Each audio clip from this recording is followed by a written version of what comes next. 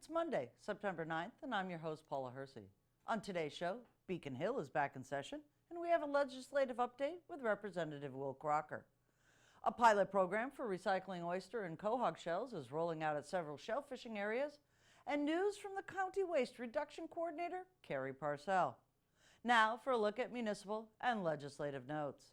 The Mid-Cape Cultural Council is seeking grant applications from organizations, schools, and individuals for programs in the arts, humanities, and interpretive sciences. Programs may include a variety of exhibits, festivals, art residencies, fellowships, public art performances, workshops, and lectures, and should demonstrate a clear benefit to diverse groups in the towns of Barnstable and Yarmouth.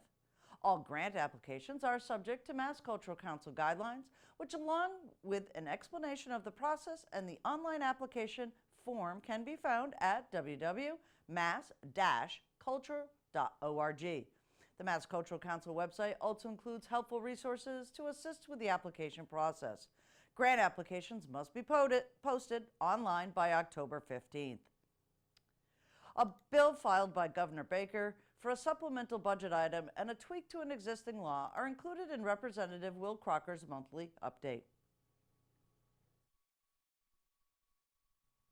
September means back to school and back to session. With me today, Will Crocker, representative for the town of Barnstable and other areas of Cape Cod. You're back up on Beacon Hill pretty quickly here. Yeah, the House and the Senate generally take August off because it's considered the time for when most people take vacation. So not a lot of activity happens during the month of August. So, but things ramp up really, really quickly in September, and just news this past week is the governor is signing a supplemental budget. Well, he's offering up a supplemental budget. Okay. I mean, that process begins. He's filing the bill for a supplemental budget. Not exactly sure how much is going to be involved in the budget, but what we do know is that there's going to be about anywhere between $25 and $28 million with regard to PFAS, and I know that about $8 million of it is going to be for testing for possible PFAS contamination, and another $20 million approximately is going to be in the form of grants and loans for existing PFAS projects. So I mean, that's right up the town of Barnstable's alley, and we've had contamination in a number of wells here. So if this makes it through the legislative process, which it will, hopefully the town of Barnstable will be able to avail themselves of some of that money. All right. So I'm a little confused. Maybe some of our viewers are too. So you passed a budget. The budget got signed, but Right. now there's a bill to put something into the budget that's already been signed. How does that work? Well, it's an addition. It's an Okay. addition. It's a supplemental budget. It's for things that, for the most part, are not necessarily unforeseen problems. Okay. And the PFAS contamination is a problem that unfortunately seems to be growing in a lot of areas.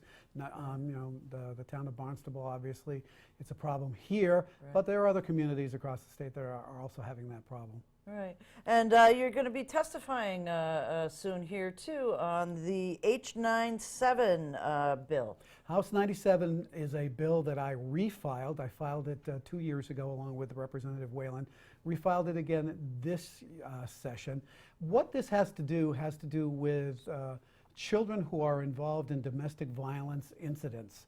Now, as it stands now, there was a bill that was passed before I became state representative back in 2016 that had an unintended consequence. And as it stands now, the law does not allow police departments to report information that they have regarding children involved in domestic violence incidents up to the Department of Children and Families. This will fix that. It's just a small corrective piece of language that allows police departments to report information that they have regarding kids who are involved in domestic violence incidents up to DCF. Right. And as it is right now, DCF can ask for the information, Right. but the police departments can't actually send them that information unsolicited. Did I get that right? Yeah, it can come down, but it can't go up right now. Right. They can ask for it, and the police departments can provide it, but the police departments can't on their own send that information up the chain. Right. So in the process of lawmaking in Beacon Hill, do you run across some of these things that get passed and, you know, a year or two into it, it seems like, yeah, you have to tweak it a little bit? It happens a lot. It does happen a lot. There are unintended consequences, and there are X number of bills that over a certain length of time, like, great idea, but someone finds a problem that wasn't intended. You know, a circumstance pops up, and oh yeah, you can't do it that way. Right. And so we have to go back and fix it. And this is one of those situations where a simple change in language, we're going to add a phrase that's not going to change the intent of the bill for the most part. I mean, the idea is to be able to protect kids involved in domestic violence incidents, to get them away from that situation and make sure they're in a safe environment. But it's just one of those things that just wasn't thought about at the time. Right. So what does September really entail for a representative getting back into the I guess the swing of lawmaking and those types of things? Are there other duties in September and October that your constituents should be aware of? It's just mostly amping up after taking the month of August off. Our committees are starting up again. Hearings are starting up again, and you know, it's just we run now right up into the Christmas break. Great. And would you remind viewers of your office hours? I have office hours on the first Friday of every month, from noontime to 1:30 at Barnstable Town Hall, up 4th floor in the conference room up there. Excellent. Thank you so much. You bet. Thank you. Oyster and quahog shells can now be recycled at 3 areas in the town of Barnstable. Natural Resources shellfish technician Liz Lewis has the how, where, and why. Seashells by the seashore. We're actually recycling them now here in the town of Barnstable. With me, Liz Lewis. Liz, what an exciting program. Tell us how it got started. So it was an idea that I had. There are other towns that are doing this. There are different programs where they take shells from restaurants and things. And I was saying, why can't we do it here? You know, we have a huge base of people, recreational, commercial, the industry, always wondering what to do with their extra shells. And instead of throwing it back in the ocean, I thought, let's have a designated place for people to throw them. Right. So let's talk a little bit about this. There's oyster shells, which are not in season right now, folks. So you're not picking those out, but you are picking out quahogs and little necks and steamers. What really is the process of this recycling? So anyone that gets shellfish, it can be from a restaurant, it can be from, you know, the grocery store, it can be from you going out to get them yourselves. We're asking that people clean them up a little bit, I mean, just so the landings don't stink, Right. and then throw them in our bins here, and then we will take them with some volunteers, hopefully, and we'll bring them to the transfer station for a pile. So they have to age for 6 months to a year before we can do anything with them. So we'll have a couple piles going, and we'll just have them sit there, we'll rotate them, so really all the meats, any fouling on the organisms can decay. Decay. And what is the why are we recycling? Why? That? I Yeah, know, right? the big question is why. And that's what people are asking me all the time. They're like, why can't I just throw it back in the ocean? You know, they think they're doing something really good. And yes, that was the old thought, like, let's fight ocean acidification. Let's put these shells back in the ocean. And yes, that is true. However, if you're getting those shells from somewhere else, so let's say you get oysters down in Wellfleet, and then you're up here and you're like, well, I'm doing a good thing, I'm throwing them back in the ocean. Not necessarily true. They have different diseases down there, or different fouling organisms, invasives, that can be transported to our farms here. And so we're trying to prevent that transfer of disease. Okay. And so instead of having people throw them back in the ocean, this is still doing a good thing. We're going to collect them, we're going to age them for you, and then we will find something to do with them. Right. And what are some of the things that you can do with these recycled shells? So we actually purchase, the county, Barnstable County purchases shell so that we can do remote setting.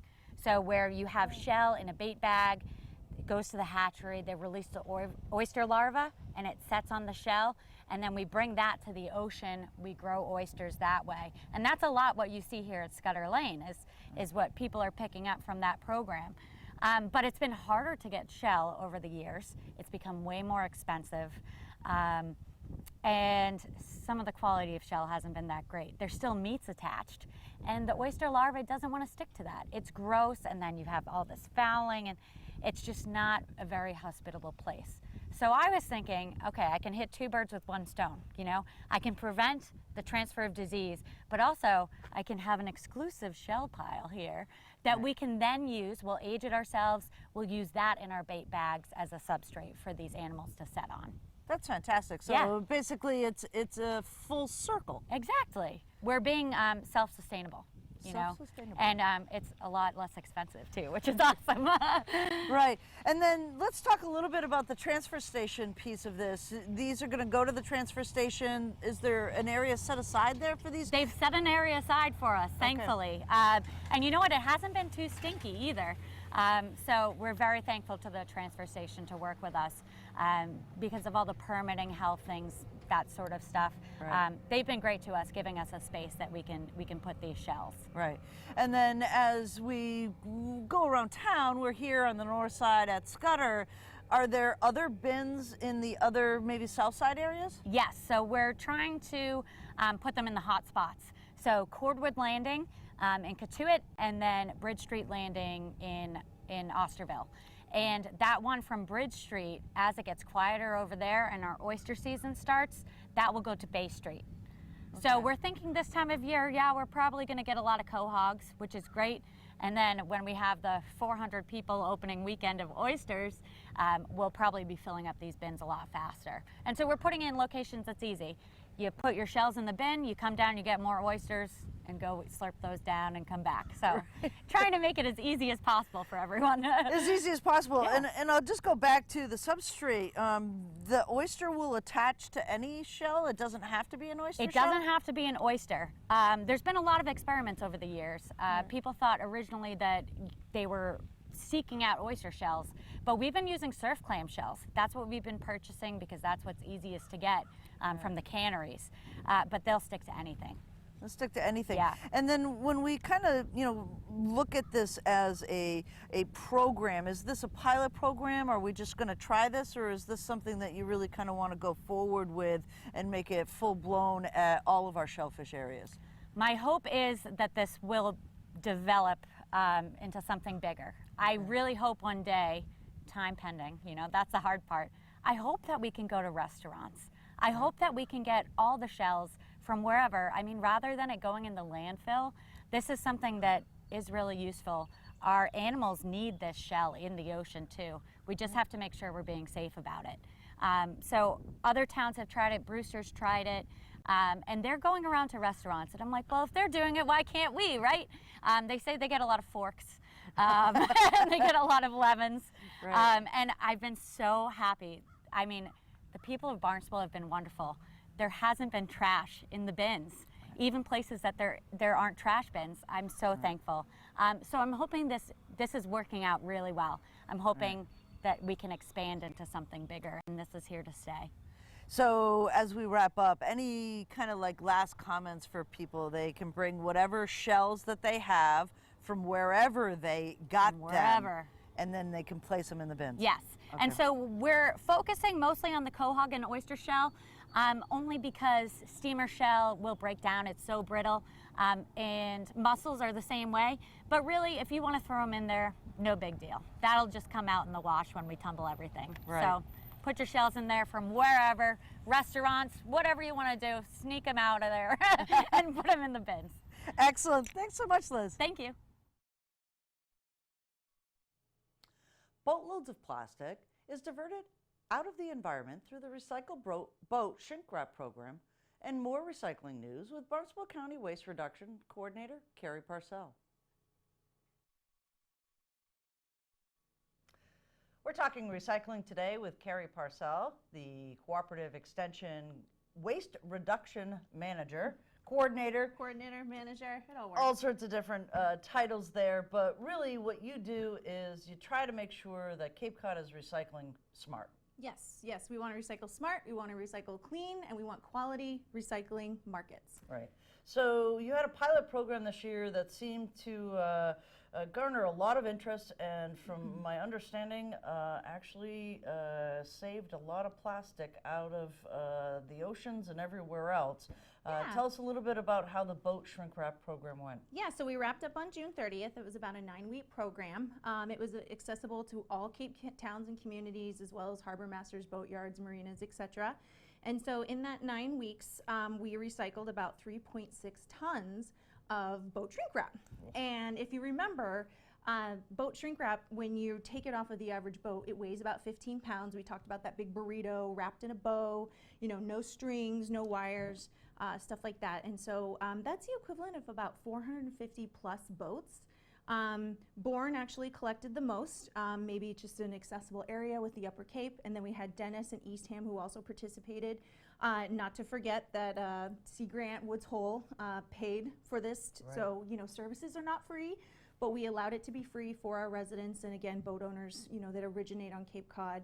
And then we had AmeriCorps volunteers, and of course the Extension Department, aka myself, helped, and we all put our efforts together, and it was a great 9 weeks. Very Right. cool. And talk a little bit about that plastic. It's a little different than what we normally consider, our old milk bottles or whatever we throw Right. away in our plastics. That plastic can break down and get everywhere, can it? Yeah, so when you're talking about plastics in general, plastics don't really ever sort of biodegrade or disintegrate. They Right. just become like smaller and smaller and smaller nanoplastics. And they get into our drinking water, they get into the, our food supplies because they go into the animals that absorb them, and then we eat those animals, and they even fly out through the air, which is quite interesting. But boat shrink wrap is a number 6 plastic for the most part, because you have to use, there's all these chemicals in there that when you heat it up, it sort of expands, and then as it cools, it shrinks, and that's what makes it a pretty decent weather retardant as far as boats go. It protects it. If you do it correctly when you're cutting it per season, you can actually reuse that up to 3 years, because the compounds do break down as you reheat and shrink and reheat and shrink. But you can use it up to about 3 seasons if you want to. Tarps and covered sheds and stuff work just as well. But we all know the weather here on the Cape, and if you're storing your boats here, you want to protect that investment. So it's a highly chemicalized, thick, crazy plastic that can be hard to recycle if there's no market for it. Luckily, we found a market and we found a vendor, and so it all sort of came together. This wasn't our first year, but it was the first year with an expansion outside of a location in Woods Hole at the oceanographic facility, and so it made it more accessible and a little bit more widely known that this was available to the residents and boat owners of Cape. So it was awesome. Fantastic. And there's always still talk. We're just going to talk smart recycling. Contaminated loads are still out there, aren't they? They are. The Cape is really pretty good. I mean, residents are pretty cognizant and aware. There are challenges to recycling, just kind of like anything, and as everybody knows, we're all talking about it, is things really getting recycled? Do things go into our landfills? Are they going to our waste to energy facilities? And the short answer is yes, it can, but not purposefully. It's mostly because we're not qualityizing our loads. We're sort of, quantity, with in doubt, put it in the bin, someone else will sort it out, right? And that's what we've been doing for 30 years. And it's, we want it to be convenient, we want it to be easy, but it needs to be right, it needs to be smart. And the way that the markets are is, if you think of your toter or a bin that you put all your recycling in, if you put too much contaminants in it, it really becomes a load of trash with recycling in it, not recycling with trash in it. So we kind of have to visualize that. Right. And when you're thinking about the recycling systems for our state, they go through conveyor belts and optics and blowers and magnets, and human hands are touching this. And so if we're not putting the right things in there, you're really, making it a worker safety issue, you're making it a production issue, and you're making it, a processing, sorting, baling issue, because if you have, coat hangers or Christmas lights or baby dolls or diapers or food waste, plastic bags are the #1 contaminant, and they tangle up in that, that system for separation, and that's really our big problem. So it's really sort of knowing what's recyclable versus, somebody else will take care of it for us. We really need to take accountability for our own ability to put the right things in that bin. Right. And there is a website that helps with that. It has a Yeah. recyclepedia, Recycle Smart. Yep, recyclesmartma.org. Right. And it does, right on the homepage, there's a little widget called the Recyclepedia, and you can type in, various items. I believe there's a list more of 400 strong, and you can type in car bumper, and it'll probably tell you to put it in the scrap metal at your transfer station or having to take it to a scrap metal pile. Right. If it says Christmas lights, during the season, most of our transfer stations put out barrels specific to Christmas lights so they can take it to a metal sorter. So there's all different things. I mean, black plastics don't get read by our optic readers, and so black plastics, like the Chinese bottoms of the to-go containers, are not recyclable because they're not being read, so they're just going into the resin anyway. And so it begs a larger question about, extended producer responsibility and our manufacturers and processors of these particular plastics for our to-go containers, etc. But, for now, the Cape is doing a really nice job. Right. And one of the last things we would kind of want to touch on is that we now have the ability to recycle our own glass here on Cape Cod. This is super exciting, really cool technology. It's going to save towns who bring loads to this recycler. Tell us what it is. Yeah, so we call it processed glass aggregate, and really what it is, it's recyclable glass. So your mayonnaise jars, your jelly jars, your jam jars, put the lid back on, make sure they're not, they don't have to be super clean, don't waste a ton of water cleaning it out, but nice and clean. Your deposit bottles, your wine bottles, things like that. And you don't want tempered glass like windshields, you don't want mirrors in there, photo frame glass, that sort of stuff that's not recyclable.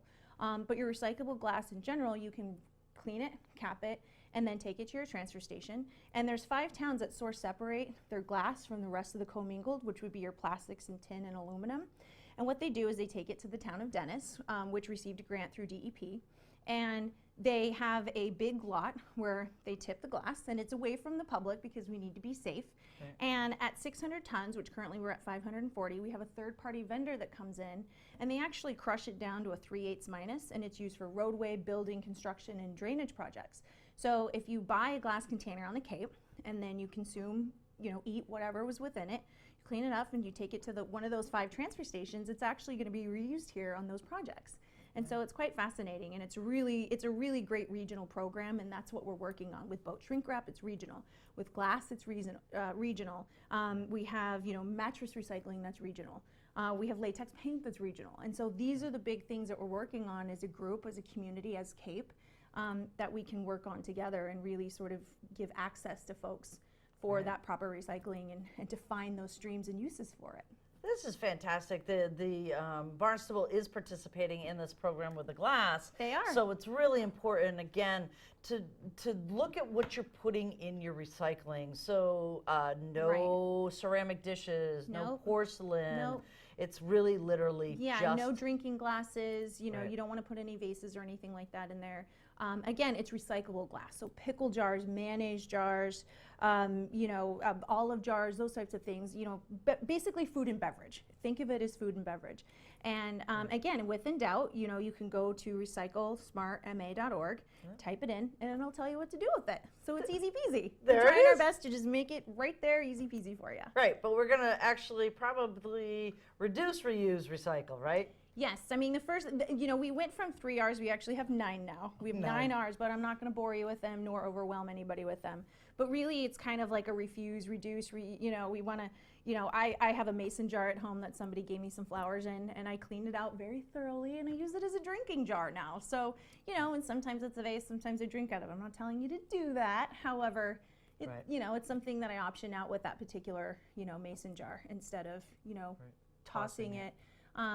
But I do. I kind of go back and forth between, if I have flowers in my house, it's my vase, and if I don't, it's my drinking glass.